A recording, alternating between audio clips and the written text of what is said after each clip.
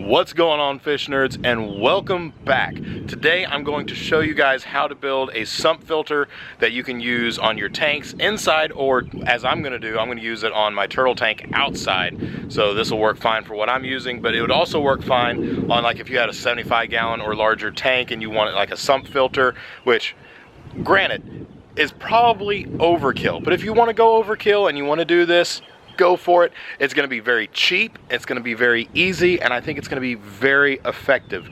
Now, the last time I did a sump filter video on this channel, it was just me following the King of DIY's instructions on how to build a trickle filter, and that filter worked out fine for what I needed it, but now I need something different. I'll show you guys why. So this is the filter in question, and you'll see, like, if you had a 75-gallon tank, you're gonna have a hard time fitting that underneath the tank in the stand, just because, I mean, it is bulky, it is tall. I mean, it's a 3-drawer thing here. You'd have your filter floss in here for your mechanical filtration.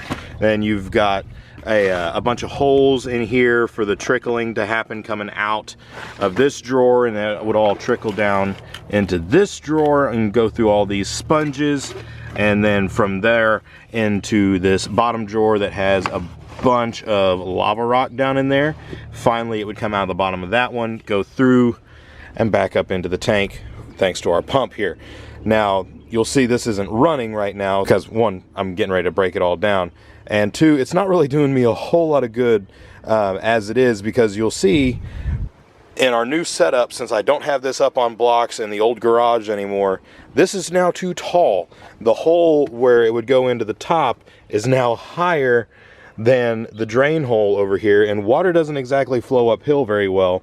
So I've just had it dropping down into the side of this, and then it just goes right back into the pump, and it doesn't go through any of the filter media. So I haven't had any kind of mechanical filtration, and now I've got a bunch of green water, and things are just kind of looking gross in here.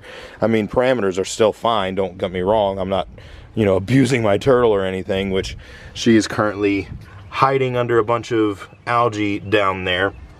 It's still pretty cool out, so she's not exactly very active right now.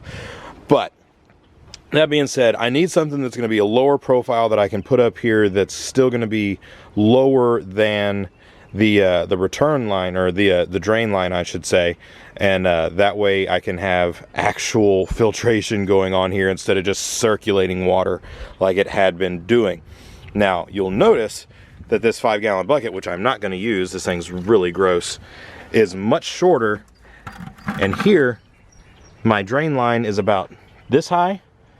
Bucket only comes up to this high, so I'm going to use a couple 5-gallon buckets to make a sump filter, and this would be small enough, low enough profile that you actually could use it under a tank. I don't really like this design for putting underneath a fish tank, understandably so. I mean, look at it. But a couple of 5-gallon buckets will fit nicely, probably even under a 55-gallon tank, depending on your stand. If the back of your stand's open, you could probably fit 2 5-gallon buckets under there. You could definitely fit them underneath a 75-gallon tank. And granted, the filter that we're going to be making is overkill for a 75-gallon tank.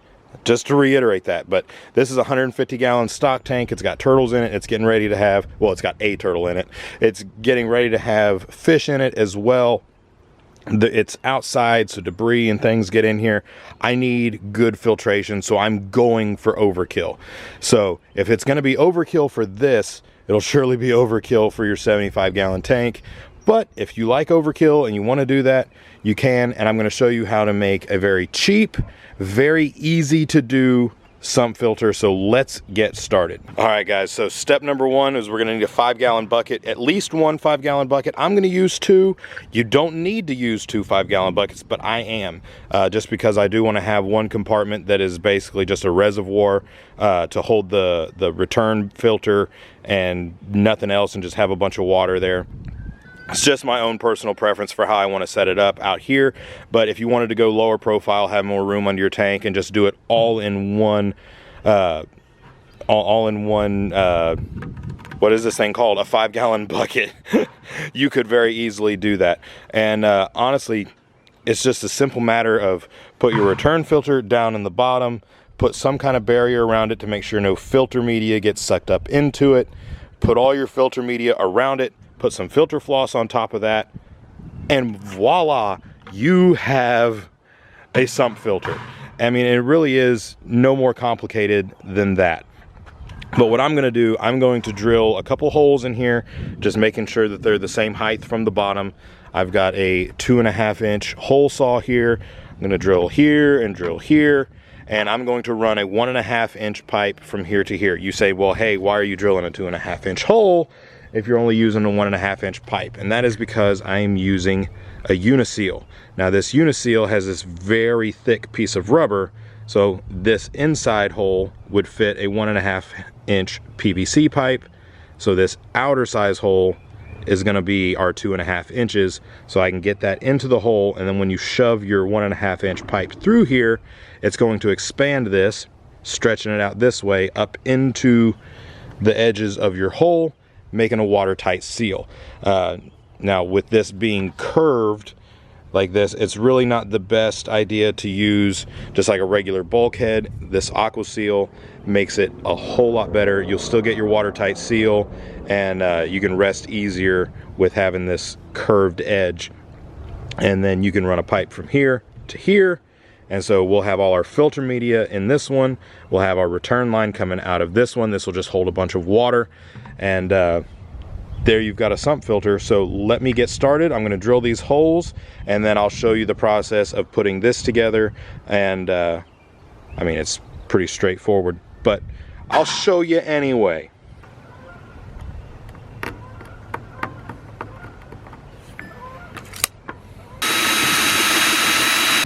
All right, so now that we've got our hole punched and we've got it all sanded smooth, and I also took the hose and rinsed all the shavings out of there, now we can take our aqua seal, and this guy's gonna fit right in here, right into that hole like that. And now for the actual pipe, all you're gonna do is take this 1.5-inch pipe, and this little short piece would be plenty long enough to connect two 5-gallon buckets together. In fact, I would actually recommend going a little bit shorter than this. For myself, I'm going to have these spaced several feet apart, so I'm actually going to be using a longer piece, but just for the sake of showing you here in this video, we'll just take this, and this will shove right up into the aqua seal. But this is a very tight fit, and it's going to take some elbow grease, and it's going to take some actual grease. The aqua seal themselves, they recommend using a little bit of dish soap. I'm not really comfortable with using dish soap in something that's going to be going in a fish tank.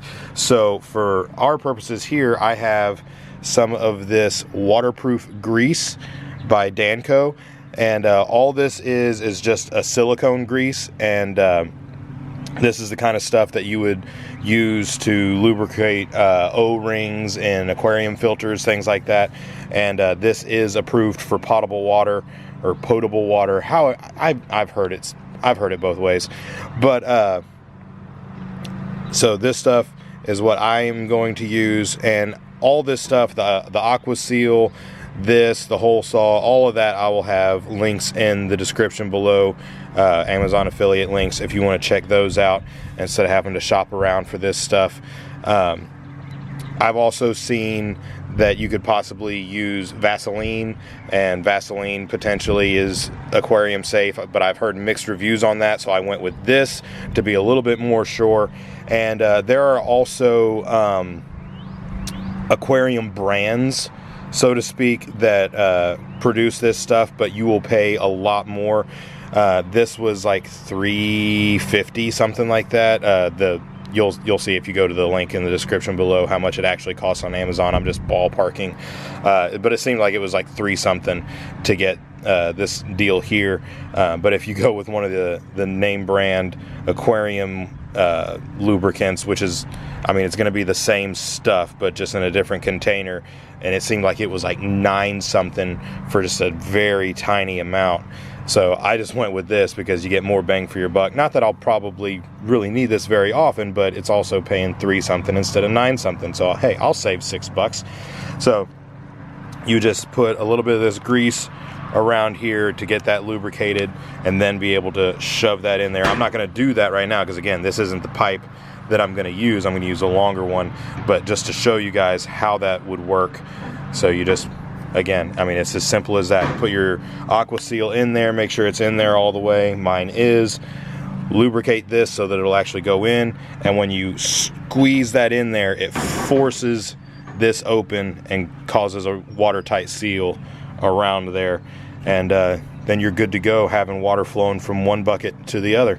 Now, as far as the filter media, I showed you guys in the old filter how that I had lava rock on the bottom, and I had sponges above that, and then I had the filter floss above that. I'm gonna do the exact same thing. I'm just not gonna have the drawers, so it's not gonna trickle, it's gonna flow, but I mean, that's gonna be just fine. I don't need it to trickle. I don't necessarily think there's a whole lot of extra benefit. It's still gonna be flowing over all the same media. It's gonna be the same amount of media, which for the stocking that I have going on in this tank is an insanely large amount of filter media. There's a lot of surface area going on there, so you're gonna have a whole lot of surface area for bacteria and a lot of water flowing over it. So I'm not really worried about the whole trickle system. I'm just gonna have my lava rock on the bottom, stack all my sponges above that, and then I'll put my filter floss on the top, let everything flow through there, and then it'll flow through this hole into the other bucket, and then in that bucket I'll have the pump to actually pump it back up into the tank. And if that was in your aquarium, it would just look like this. Or if, I should say, if it was under your aquarium, it would just look like this.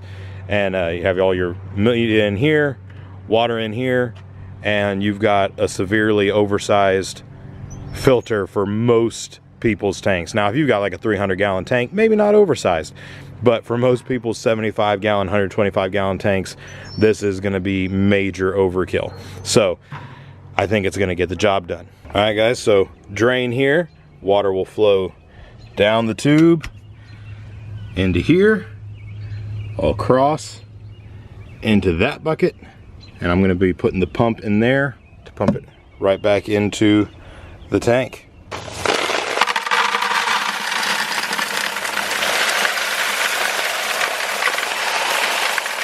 Quite honestly, all this lava rock just on its own is going to give us plenty enough surface area for a lot of beneficial bacteria, and just this is going to be major overkill. Far more filter media than we actually need for this size tank, just completely over and above beyond. Even without the sponges, this is totally more than enough filter media. Of course, that doesn't mean I'm not going to use the pot scrubbies. I mean, come on. Now, I got the pot scrubbies from the dollar store because of course I did, so I can't give you any links for those, but I will put links into the description for the filter floss I'm using here. I bought that on Amazon, and as well as the lava rock as well. I got that on Amazon, so I can give you links for that too. All right. Get that all nestled in there nice and neat. And we are operational. Everything's hooked up, everything's working, looking good. Got our overflow running down here, and you can see here this bucket is all filled up, and we are rocking and rolling. This thing here is all stiff and aged, and I'm not really able to get it to do what I want, so I'm gonna have to go out and buy a new hose for my return line, but that's no big deal. I can just run out and get that, and then we'll be good to go there. And there's our turtle. She came out to peek around, see what's going on with all the commotion.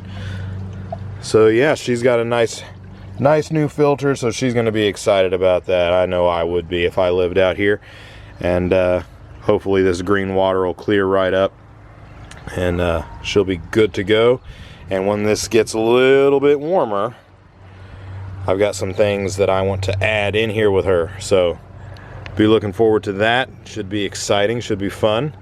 And I am very much pleased that now all the filtration out here is kind of hiding behind this thing, and I don't have this mess hanging out being an eyesore next to my patio. I mean, not that this thing is beautiful, but it's more beautiful like this than having that next to it. So I'm excited to throw this away and have just these nice, neat little black 5-gallon buckets sitting here. Big improvement. Excited about it. Looking forward to what the summer brings to this. All right, for now I'm gonna say thank you guys for watching. You guys are awesome. God bless you, fish nerds, and I'll see you next time.